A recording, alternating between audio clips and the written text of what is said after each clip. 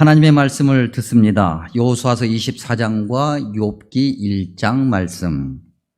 여호수아서 24장 말씀은 우리가 아주 많이 들었던 말씀이고 나눴던 말씀이기도 하죠. 가장 가까이는 금년 1월 달에 저와 여러분이 조금 더 넓은 본문에서 나눈 적이 있습니다. 그리고 오늘이 어버이 주일인데 3년 전 어린이 주일, 어버이 주일 때도 역시 좀 넓은 본문으로 이 말씀을 두 번에 걸쳐서 나눈 적도 있습니다.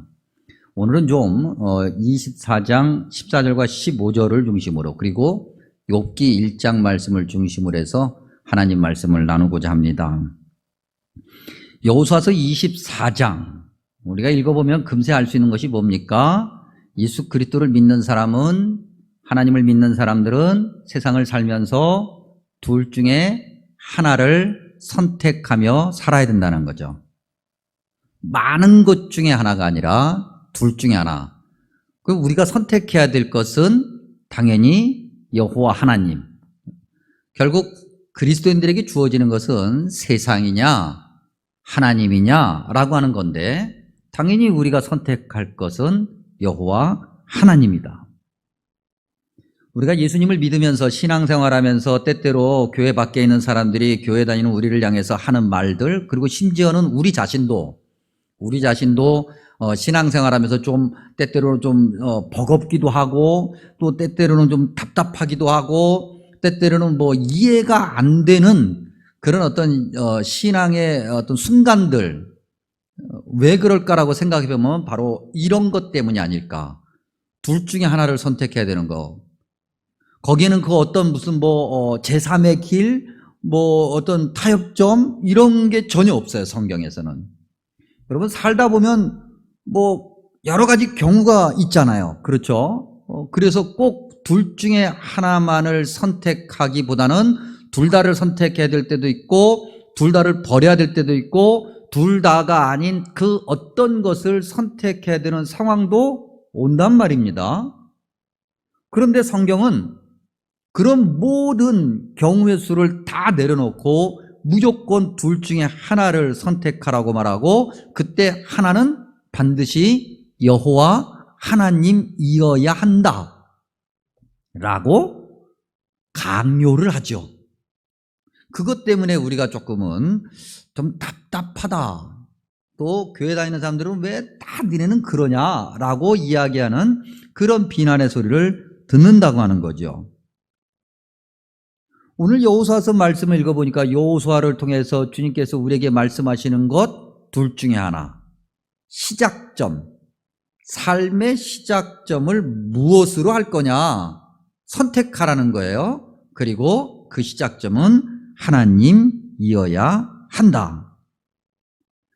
근데 성경은 이렇게 단호하게 예외 없이 반드시 하나님만 섬겨야 되고, 둘 중에 하나를 선택할 때 하나님이어야 된다고 말을 함에도 우리는 계속해서 하나님이 아닌 다른 것은 안 될까라고 질문을 하죠.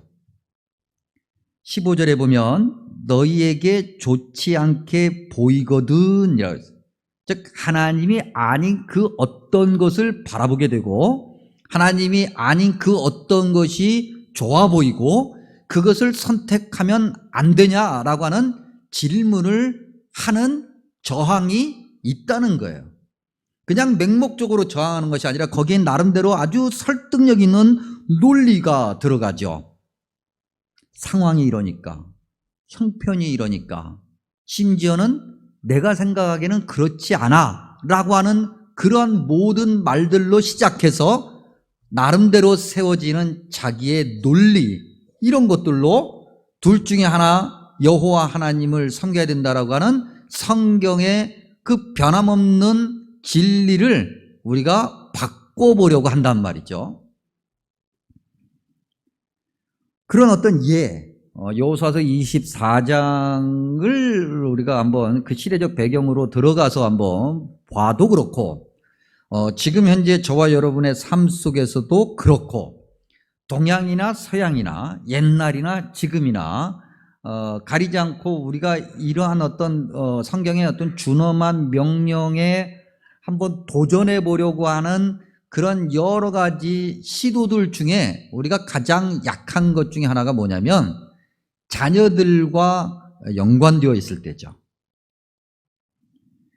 우리가 한번 이제 개연성이 아주 높은 상상력을 한번 해보죠. 그러니까 인류가 살면서 부모가 자녀에 관한 문제와 딱 걸리게 되면은 한없이 약해지는 것이니까 한번 개연성이 굉장히 높은 거예요. 성경 여호수아서 24장에서는 그렇게 분명하게 말하고 있진 않아요.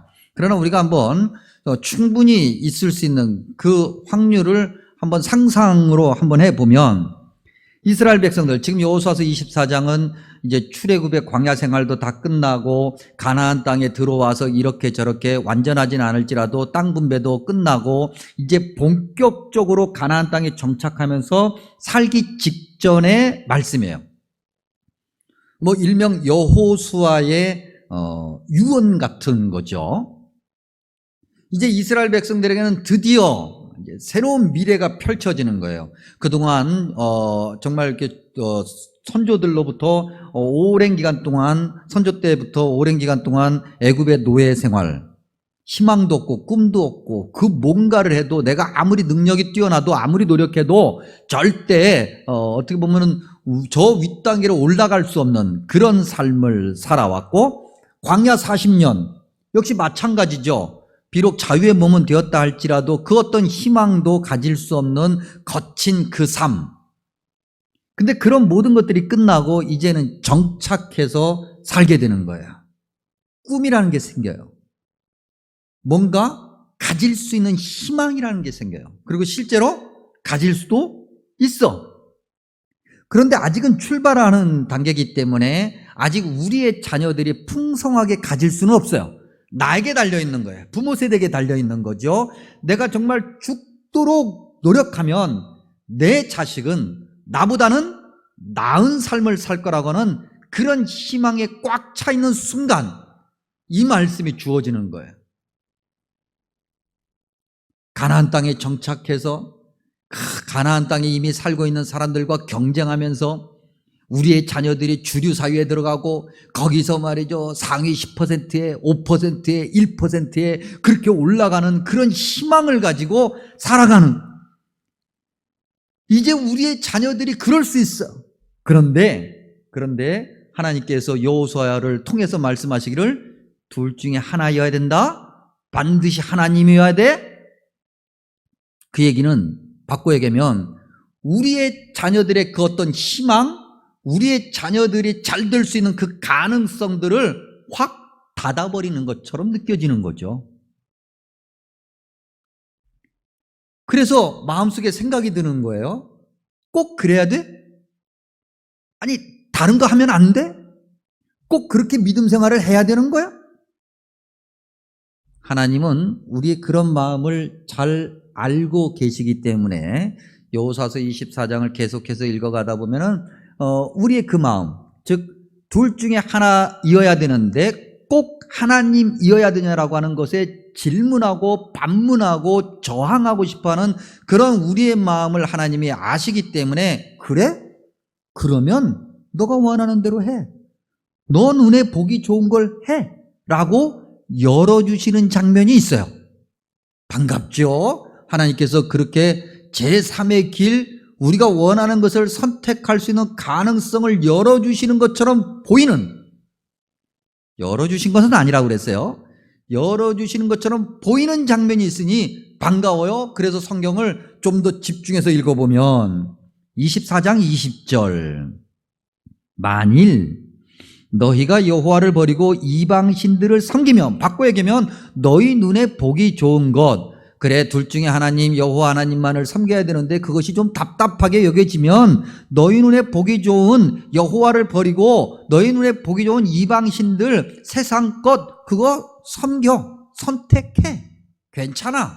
그러나 너희에게 복을 내리신 후에라도 돌이켜 너희에게 재앙을 내리시고 너희를 멸하시리라. 다시 바꿔 얘기하면 너가 선택한 것을 너가 책임져라.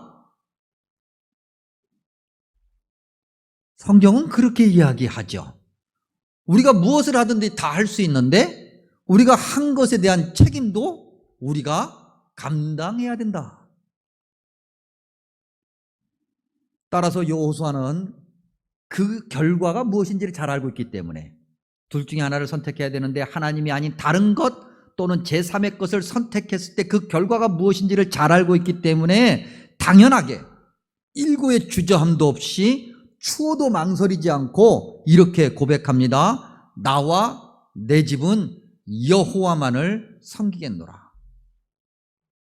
바꿔 말하면 내 자녀들이 그렇게 하나님만을 선택해서 세상에서 출세하지 못해도, 하나님만을 선택해서 성공하지 못해도, 내가 뭐 돈을 못 벌어서, 그것 때문에 돈을 못 벌어서 가난하게 살아, 내 자녀들의 미래가 좀 어두워져도, 내 자녀들에게 유산으로 물려줄 것이 없어도 상관하지 않겠다. 나는 오직 여호와 하나님만, 나뿐만 아니라 나와 내 집, 내 자녀들도 그렇게 할 거야. 여러분, 우리는 이러한 고백을 우리가 이제 여호수아서 24장 시대로 들어가서 우리가 이제 직접 듣는다고 한다면 우리는 어떤 느낌을 받을까? 대단하다. 역시 여호수아야. 그러지 않겠습니까? 정말 영적인 지도자야. 여러분, 이게 좀 우리가 여호수아서 24장 현실로 들어갈 수가 없으니까 실감이 안 나니까 좀 우리 현실 속에서 좀 실감나게 얘기하면 뭐 강단에 서서 말이죠, 저 같은 목사가 얘기하는 거죠. 세상이 아무리 이래도 말이죠, 나는 절대 그러지 않을 겁니다. 나와 내 자식들은 절대 안 그럴 거예요. 나는 절대 그러지 않고 반드시 하나님만을 섬기겠습니다. 그것 때문에 내 자식들이 대학 못 가고 돈 못 벌고 취직 못해도 나는 상관하지 않겠습니다. 라고 목사님이 강단에서 팍 그렇게 선포를 해요. 그러면 멋있어요, 안 멋있어요? 예? 대답해 보세요. 그러면 멋있어요, 안 멋있어요? 멋있죠. 감사합니다, 장모님. 예. 근데 왜 멋있다고 생각해요? 왜?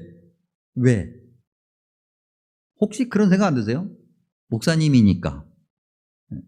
목사님이니까 그렇게 말씀하시는 거고, 목사님이니까 당연히 그래야 된다고 그렇게 생각하시지 않나요? 그래요, 안 그래요? 일부 예배 때는 당연하게 그렇죠. 근데 목사는 그래야 되는 거예요?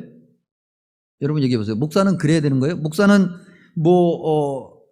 세상 살다 보면은 어려움도 겪고 또 그것 때문에 목사의 자녀들이 잘못 들 수 있으니까 꼭 하나님 말고 뭐 다른 거, 그 다음에 뭐 좀 더 좋은 거, 그런 거 선택하면 안 돼요? 돼요, 안 돼요? 얘기 잘하세요. 제가 오늘 설교 중에 내려가 버릴 수 있어요. 돼요, 안 돼요, 여러분? 돼요, 안 돼요? 안 돼요? 돼요? 잘 얘기하세요. 어떻게 하느냐에 따라서 제가 그 다음 목회의 행보가 달라질 수 있어요. 사람들은 이야기하죠. 목사님이니까, 여호수아서 24장에서는 여호수아니까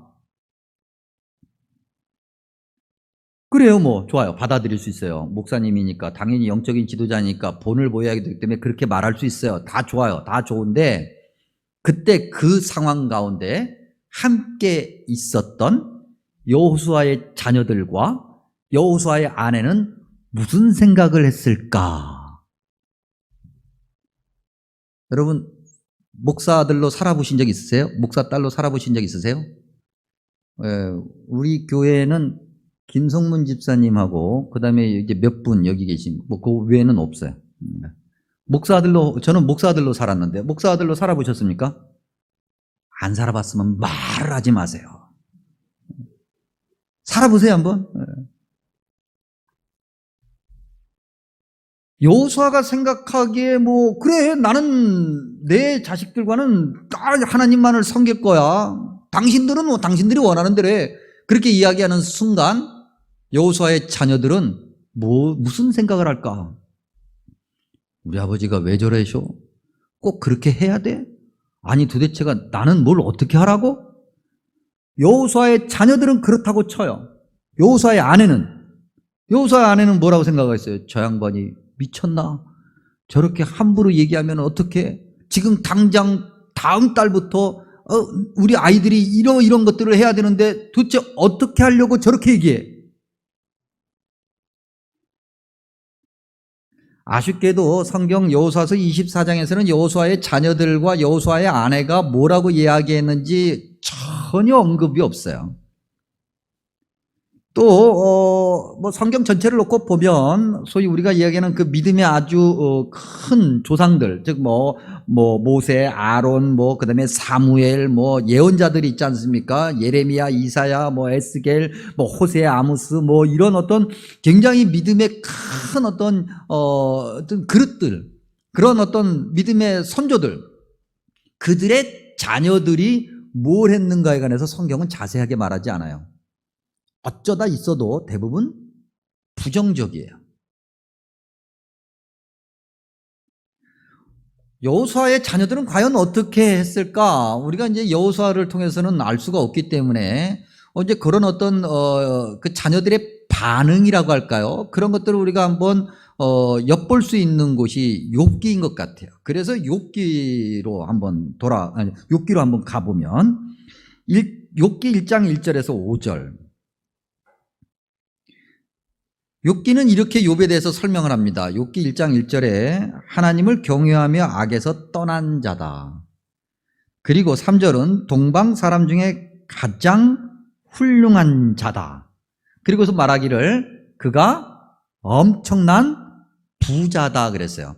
오늘 우리 시대의 말로 따지면 욥은 당시에 재벌이었죠. 재벌 1세. 그러면 욥의 자녀들은 재벌 2세가 되겠죠. 그 재벌 2세의 삶은 역시 화려하죠. 그래서 그런지 그들이 4절에 의하면 잔치를 했어요. 근데 생일날 잔치를 해요. 여러분 한번 생각해 보죠. 욥의 자녀들이 오늘날 같은 경우는 자녀가 하나 아니면 많아야 둘이죠. 물론 우리 김성광 목사님 같은 분은 넷도 있지만 요즘에 넷은 찾아보기 어렵고 대부분 하나 아니면 둘이기 때문에 요즘엔 그런 일이 없지만 욥 시대로 가면 자녀들이 한둘이 아니에요. 굉장히 많아요. 그리고 정황으로 미뤄봤을 때 욥의 자녀들이 장성해서 결혼하고 가정을 꾸렸던 것을 알 수가 있어요. 그렇다고 한다면 욥의 자녀들이 생일 잔치를 할 때 그 자녀들만을 위한 생일 잔치를 했을까? 그 자녀의 배우자들이 있잖아요. 배우자들을 위한 생일 잔치도 했을 것이고, 그 다음에 자녀들을 위한 백일 잔치, 돌 잔치 이런 거 다 했을 거 아니에요. 그러니 1년 12달 중에 이 잔치가 생일만 위한 잔치가 적어도 못해도 한 달에 한 번 정도 이상은 계속해서 진행되었을 거예요. 욥이 그 자녀들의 잔치를 본 거죠. 아쉽게도 욥기에도 욥의 자녀들이 어떤 믿음을 가졌다라고 하는 설명은 없어요. 다만 욥의 행동을 통해서 자녀들의 모습을 역으로 우리가 확인해 볼 수 있는데 5절에 가면 욥이 어떻게 했어요? 잔치가 다 끝나면, 잔치 끝날 때까지 욥이 지켜보고 있다가 잔치가 다 끝나면 욥의 자녀들을 불러서 명수대로 하나님께 번제, 예배를 드렸다 그랬어요. 그리고 욥기 1장 5절이 이렇게 기록하고 있는데 욥이 말하기를 혹시 내 아들들이 죄를 범하여 마음으로 하나님을 욕되게 하였을까 염려스러워서. 이 말을 바꿔 얘기하면 욥이 이렇게 지켜보니까 잔치 기간 동안, 잔치 하는 동안 욥의 자녀들이 하나님을 욕되게 했다 안 했다? 했다. 밤새도록 퍼마시고 밤새도록 먹고 놀고 서로 이야기하면서 온갖 이야기들 다 쏟아냈을 것이고 온갖 행위들을 다 했을 것이니 하나님 보시기에 좋지 않은 일들이 분명히 그 안에 있었을 것이고, 그래서 욥이 그걸 확인했고, 그래서 잔치가 끝나면 그의 자녀들을 일일이 불러다가 그 자녀 한 명 한 명을 위해서 예배를 다 따로따로 드린 거예요.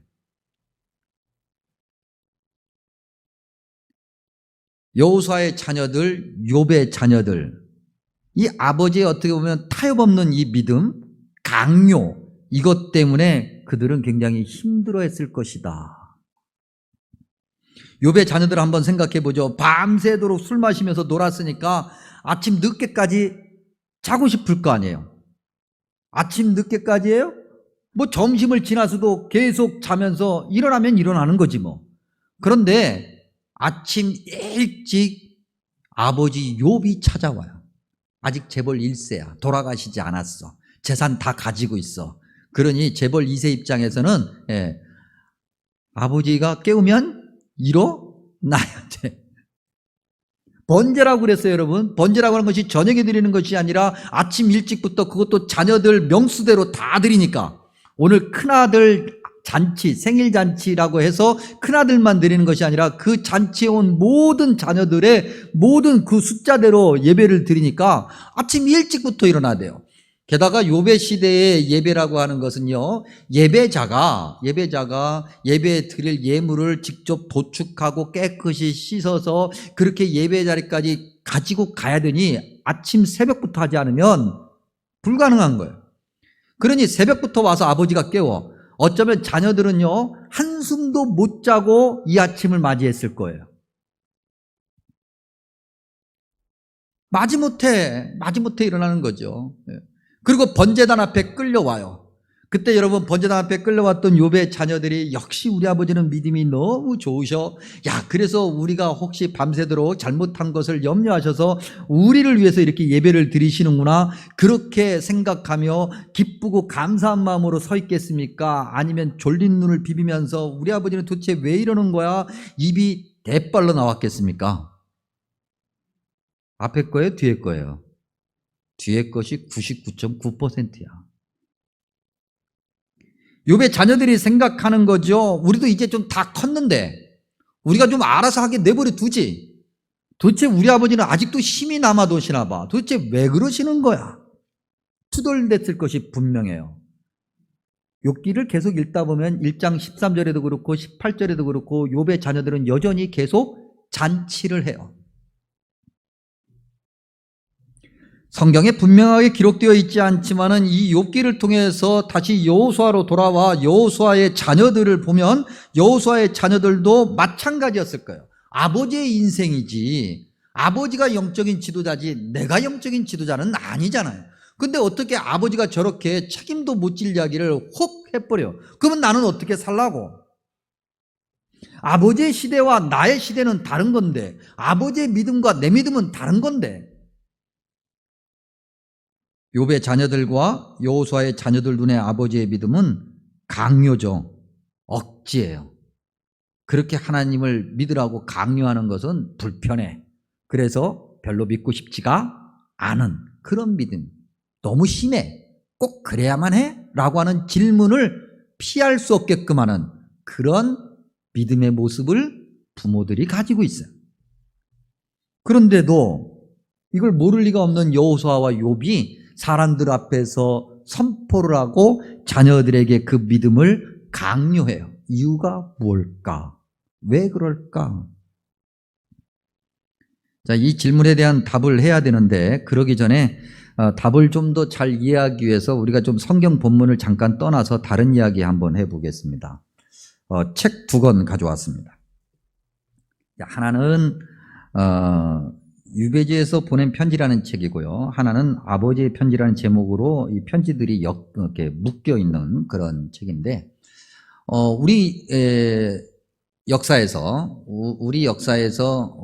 저와 여러분이 한 번쯤 들어봤던 그 이름을 가진 그 이름, 들어본 이름, 그분들을 통해서 우리가 좀 보려고 합니다. 한 분은 다산 정약용이에요. 오는 다산이고 이름은 정약용인데, 정약용 이분이 정조대왕의 총애를 받았던 분으로 알려져 있습니다. 그리고 이제 정조대왕이 이제 죽고 난 다음에 이제 뭐 겉으로 드러나는 것은 이분이 천주교를 접했던 분인데 서학, 뭐 천주학이라고 하는 것 때문에 유배를 가지만 사실은 그 뒤에는 정치적인 당파 싸움 때문에 이제 밀려나서 이제 유배를 가죠. 그래서 처음에 포항으로 갔다가 그 같은 해에 전라남도 강진으로 유배지를 옮겨서 18년 동안 유배 생활을 합니다. 근데 그 18년 동안 유배 생활을 하면서 이렇게 편지를 썼는데 그 편지를 묶은 책이에요. 그 중에 자녀들에게 보낸 편지가 있어요.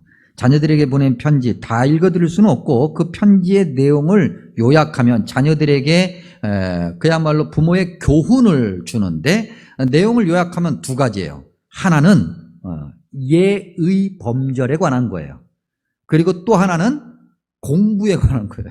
이건 지금도 우리의 부모들이 하는 거죠. 요즘에 우리 부모들이 자녀들을 교육시킬 때 예의 범절을 가르치는 경우가 있는지 모르겠어요. 요즘 이 시대 부모들이.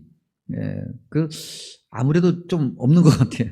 근데 공부는 여전히 계속해서 이야기하죠. 대부분의 부모들이. 정약용 이분이 그의 자녀들에게 편지를 보내면서 뭘 얘기하냐면, 그 시대에 그 눈으로 그분의 말로 이렇게 얘기합니다. 요즘 이 시대의 젊은 사람들에게 오륜이 무너진 것을 본다. 오륜이 뭐예요, 여러분? 삼강오륜이라고 할 때 그 오륜이거든요. 5가지 예의 말입니다. 반드시 사람이라면 지켜야 될 그 예의를 요즘 젊은 사람들이 안 지킨다고 정약용이 얘기하는 거예요. 그리고 또 하나는 공부 열심히 해라. 그리고 자녀들에게 그 2가지를 어떻게 보면은 강요하는 것을 보게 됩니다. 또 하나는 이 정약용보다 한 260년 전에 태어나신 분이 있어요. 우리가 늘 잘 알고 있는 분이고 우리 돈에도 새겨져 있는 분인데 그분이 누구냐면 퇴계 이황이에요. 이황이라는 분도 역시 자녀들에게 편지를 쓰는데 이 자녀들이 굉장히 좀 뭐랄까요, 좀 부모인 아버지인 이황 마음에 들지 않았던가 봐요. 그래서 이황도 역시 그 편지의 내용에서 2가지 주제를 가지게 돼요. 하나는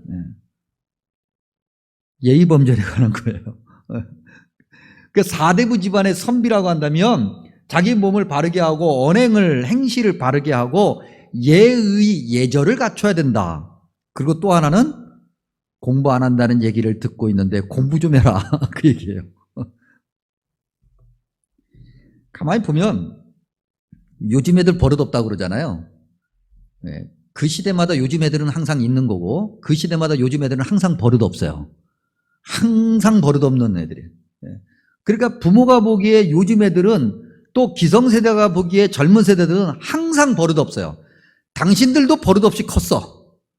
그런데 버릇없이 큰 그 부모 세대가 기성세대가 되고 부모가 되고 난 다음에 젊은 사람들을 향해서 버릇없다고 얘기하고 공부 안 한다고 얘기하면서 걱정을 해요. 그리고 예의범절과 공부에 대해서 강요를 해요. 잔소리라고 하는 거죠. 근데 여러분, 기성세대가 부모가 자녀들에게 본인들은 비록 그렇게 잘 못 살았어도 자녀들에게 그렇게 살아야 된다고 그렇게 강요하고 잔소리를 하는 이유가 뭐죠? 이유가 뭐예요, 여러분? 부모님들이 늘 하는 얘기, 너 잘되라고 하는 이야기야. 너 잘되라고 하는 이야기야. 어렸을 때부터 그 얘기를 해요. 왜 어렸을 때부터 그렇게 얘기합니까? 어렸을 때 가르치지 않으면 커서 해요, 안 해요? 안 하니까. 물론 하는 경우도 없지 않아 있지만 그런 일은 거의 없어요. 어렸을 때 안 하면 커서는 더 안 해. 더 문제가 심각해져요. 그러니 어렸을 때 예의범절을 가르치고 어렸을 때 공부하는 습관을 들여야 된다라고 하는 부모의 그 경험에서 나오는 그런 안타까움 때문에 자녀에게 끊임없이 잔소리를 하고 본인도 못했으면서 그 경험을 뒤집어 타산지석의 교훈을 계속해서 자녀들에게 이야기하는 거죠. 그야말로 너 잘되라고. 다시 성경 본문으로 돌아와 볼까요? 여호수아와 욥이 자녀들에게 하나님을 1번으로 삼으라고 하나님만을 섬기라고 그렇게 잔소리하고 자녀들 눈에는 강요하는 것처럼 하는 이유가 뭘까요? 왜 그래요? 너 잘되라고. 삶이 이걸로 끝나는 것이 아니니까. 인생 길어봐야 100년이라고 얘기하는데 100년 살고 인생이 다 끝나버려요. 그리고 더 이상 아무것도 없어. 그러면 그러면 뭐 예의범절 뭐 이런 거 필요 없어요. 무슨 수를 써서 어떤 악랄한 짓을 해서라도 반드시 내 것부터 챙겨야 되고 내가 1등 가야 되겠고 지배하는 그 계급에 가야죠.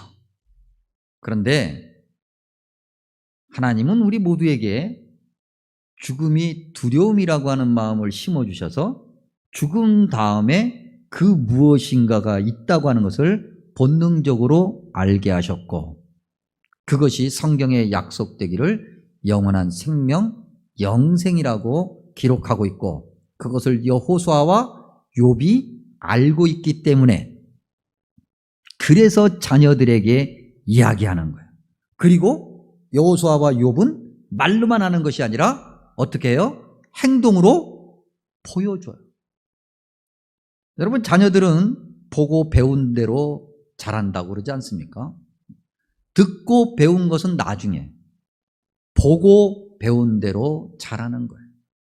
그래서 욥이 자녀들을 일일이 불러다가, 그 자녀들이 다 컸음에도 불구하고 그 자녀들을 불러다가 한 명 한 명을 위해서 예배를 드리는 거예요. 행동으로, 몸으로. 행동으로 잘못 보여주면 우리의 자녀들이 보고 배우는 것에서 문제가 생길 수 있기 때문에 꼭 그렇게까지 해야 되는가라고 묻는다면 대답은 어떻게 나와야 되겠습니까? 당연하지. 물론이지. 반드시 그래야지. 그것이 성경에서 이야기하는 거예요. 그리고 이렇게 살아가는 이들, 이렇게 살아가는 가정이 주님이 주신 약속의 말씀을 가지게 되는데, 그것이 요한계시록 2장 7절을 통해서 확인이 되어요.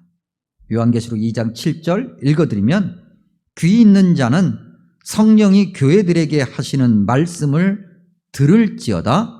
이기는 그에게는 내가 하나님의 낙원에 있는 생명나무의 열매를 주어 먹게 하리라. 아멘. 기도하겠습니다.